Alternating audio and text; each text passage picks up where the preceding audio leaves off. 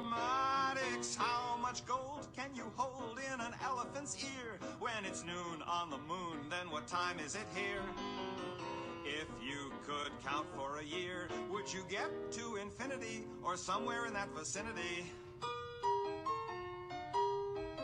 When you choose how much postage to use, when you know what's the chance it will snow, when you bet and you end up in debt. Oh, try as you may, you just can't get away from mathematics. Good morning.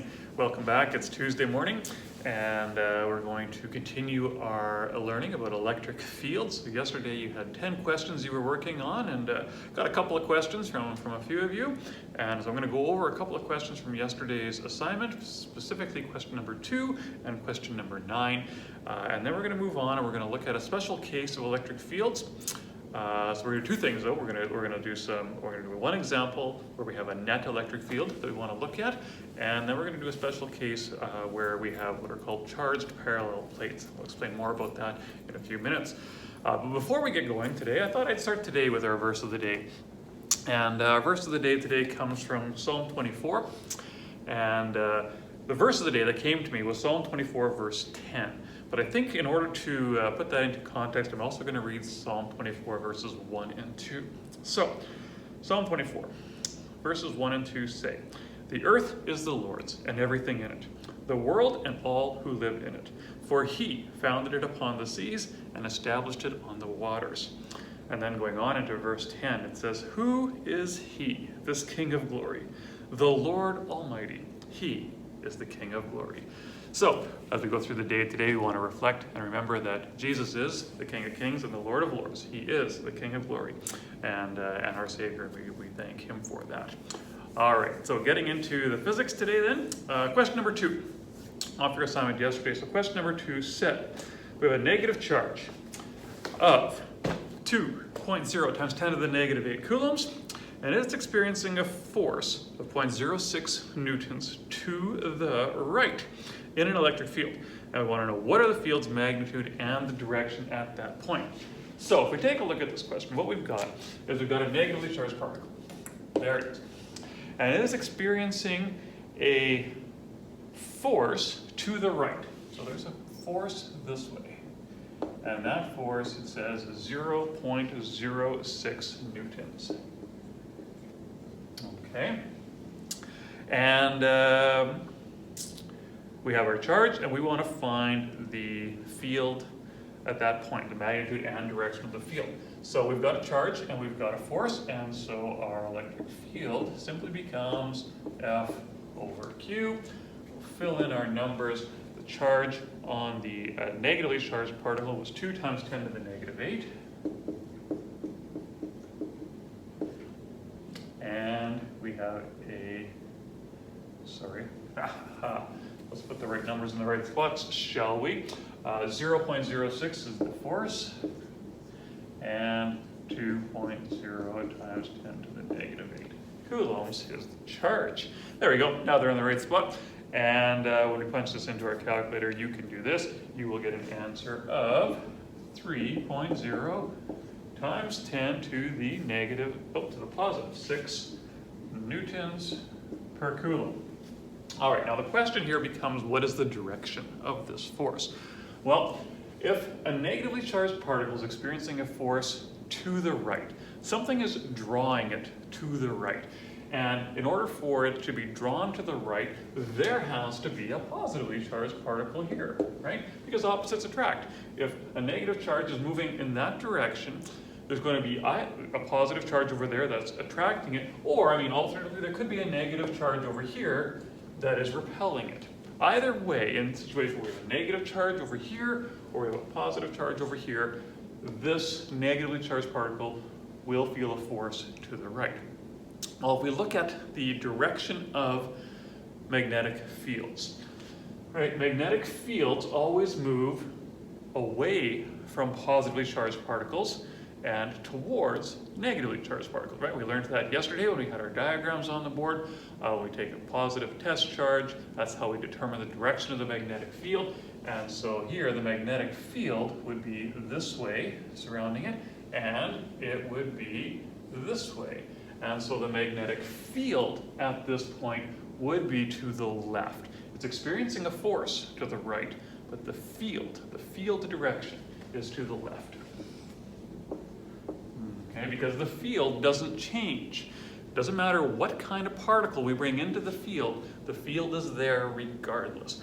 And so electric field lines always go away from positive charged particles and towards negatively charged particles. Remember now, this line that I've drawn here is not a field line. This is a force vector telling us that this negatively charged particle is experiencing a force to the right. Okay, but a force to the right on a negatively charged particle means the field is to the left. All right. And so yeah, we'll go on. We'll do question 9 now over here on the other board. All right. So question number 9 says that we have an electric field 0.25 meters from a sphere that is 450 newtons per coulomb. What is the charge on the sphere? So again, we have a small charged particle.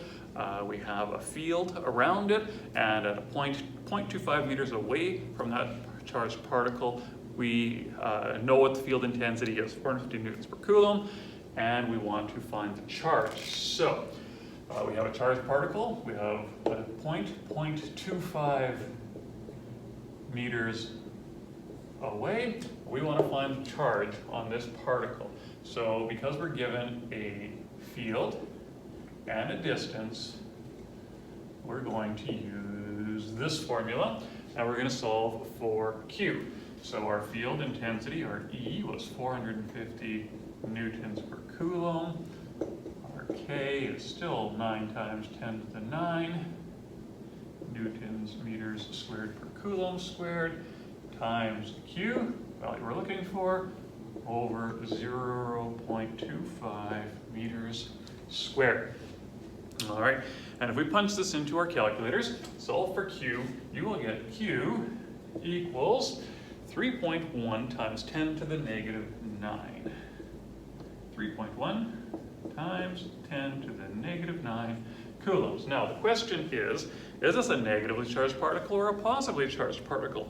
Well, in the question it says that the field is 450 newtons towards the sphere, towards the charged particle.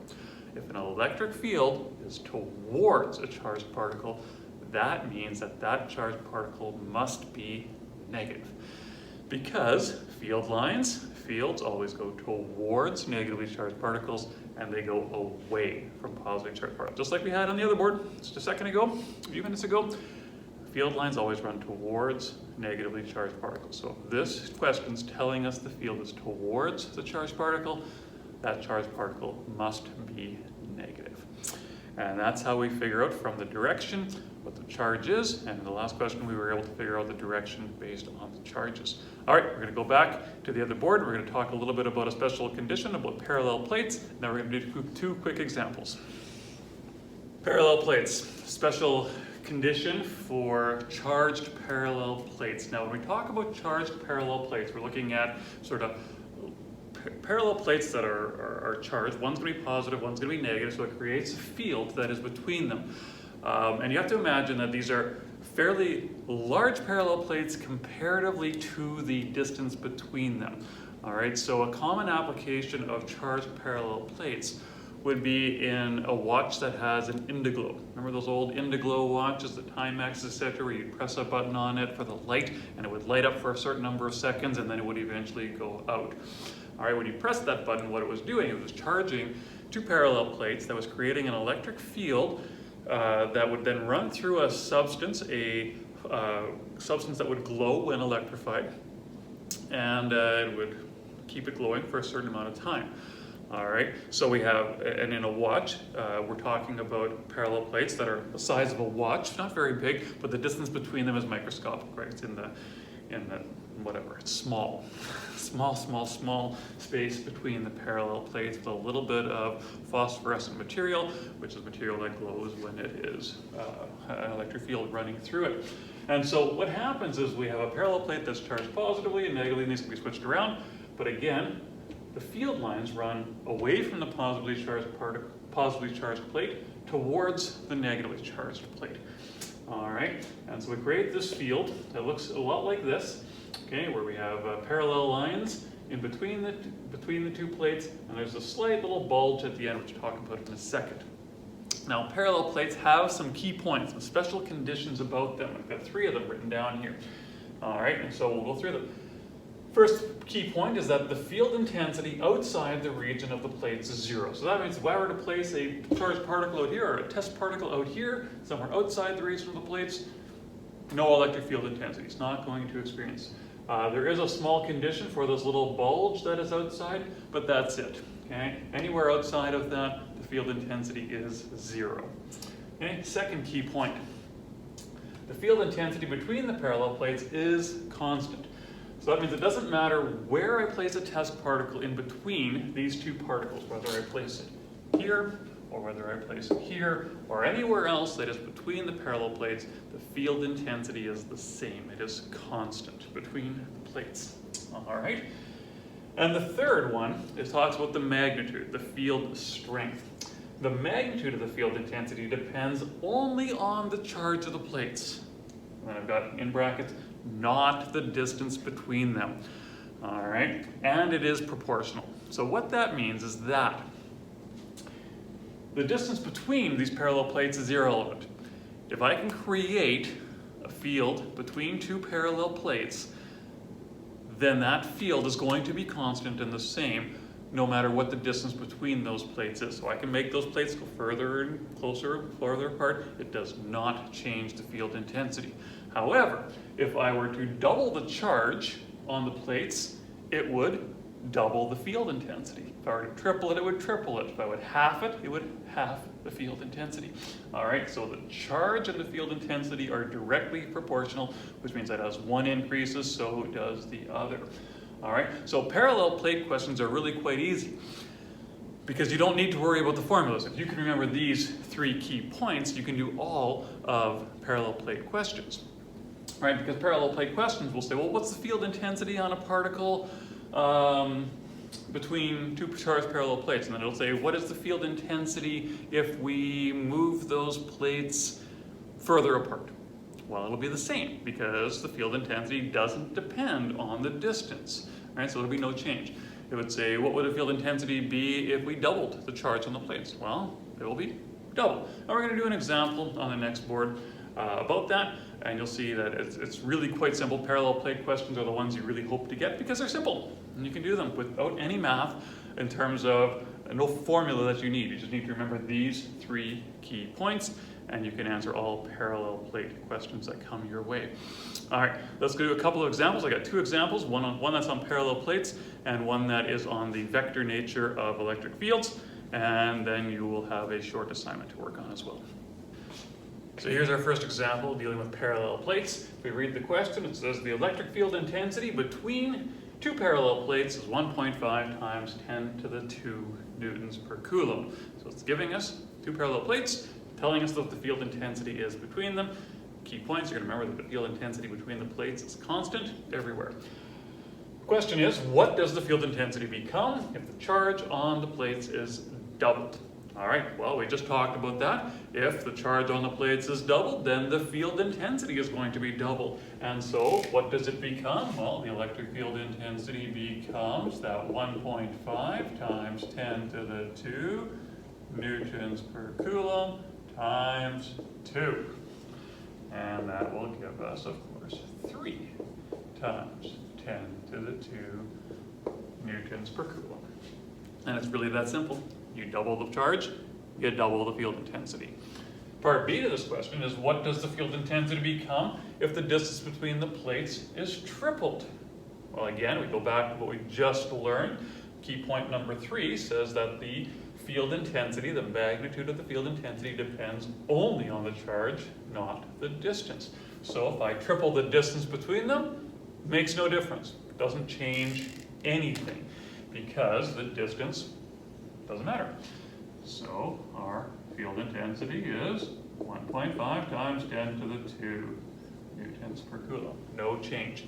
Okay, so if you remember those 3 key points, these questions are simple. If you don't remember the 3 key points, they become impossible to do. So remember the 3 key points so that you can do these questions quite simply. All right, And let's go back to the other board, and we're going to do one last sample problem on the vector nature of field intensity, and then I'll tell you what your assignment is. Here's our second example, and we're talking about the vector nature of electric fields. So here's our question.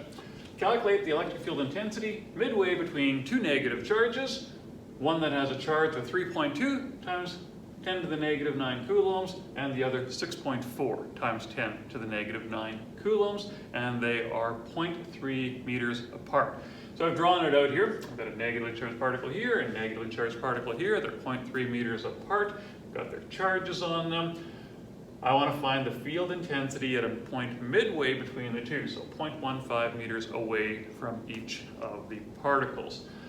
First thing I'm going to do, now there's an electric field that this test charge is experiencing from both of these particles, right? Again, this is going to be a positive test charge, because test charges are always positive, and so it is going to be attracted to both of these. So there's a vector, a directional component to this, because it's going to be attracted to this one, attracted to the other one, and those attractive forces are not going to be equal. So the field is not equal at this point either. And so we're going to first of all calculate what the field intensity is from each of the charged particles. So we're going to call this field here E1, and we'll call this field here E2. All right, so if we calculate E1, electric field intensity 1, we're going to use our formula. Now again, we have a charge and we have a distance, so we're going to use KQ over R squared. 9 times 10 to the 9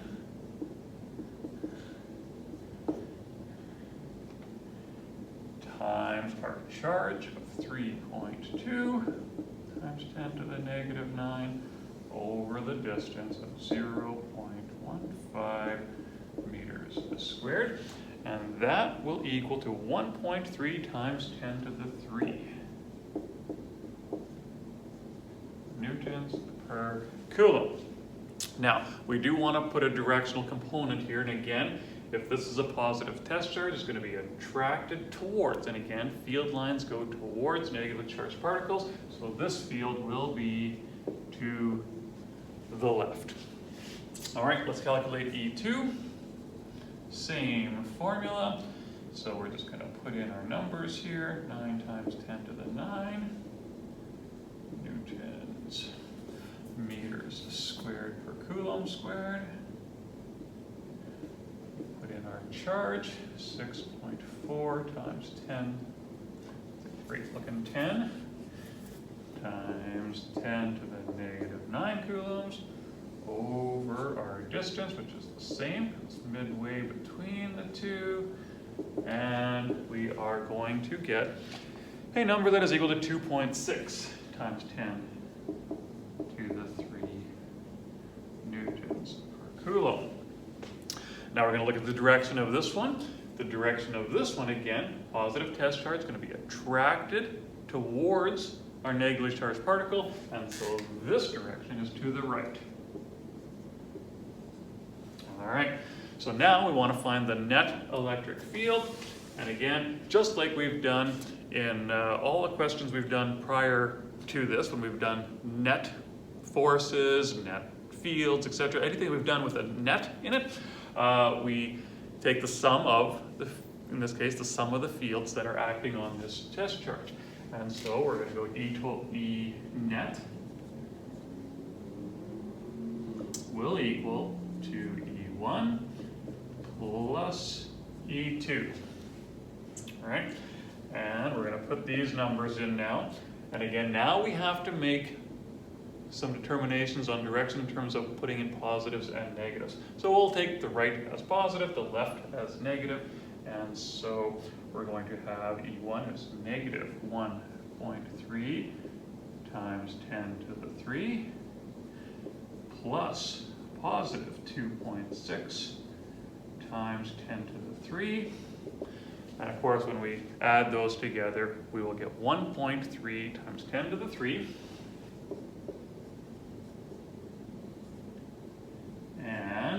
because we've got a positive number now, because we let our directions be in the question here, we took left as negative, right as positive, and we've got a positive answer now. We know the direction of this is to the right.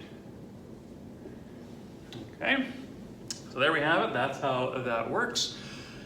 Your assignment for today is going to be out of a handout that you'll find on Connect. So please check there. It's out of our other textbook that you don't have a copy of. And so you can look for that on Connect. I'll have it there. And you're going to be doing, I think, all the questions, 1 through 7, that are going to be on that page. Again, if you have any questions as you work through this, please email me. And again, just remember, when you're doing questions, parallel plates, we did on the other board. Remember the 3 key points when you're doing electric field intensities. Remember that there is a vector component, and if you have more than one charged particle, make sure you're finding the individual electric fields from each charged particle, and then finding the net electric field using the sum of them. If you do that, it should be fairly good, fairly straightforward, and hope it goes well. Again, email me your questions, and I hope you have a great day, and we'll see you tomorrow.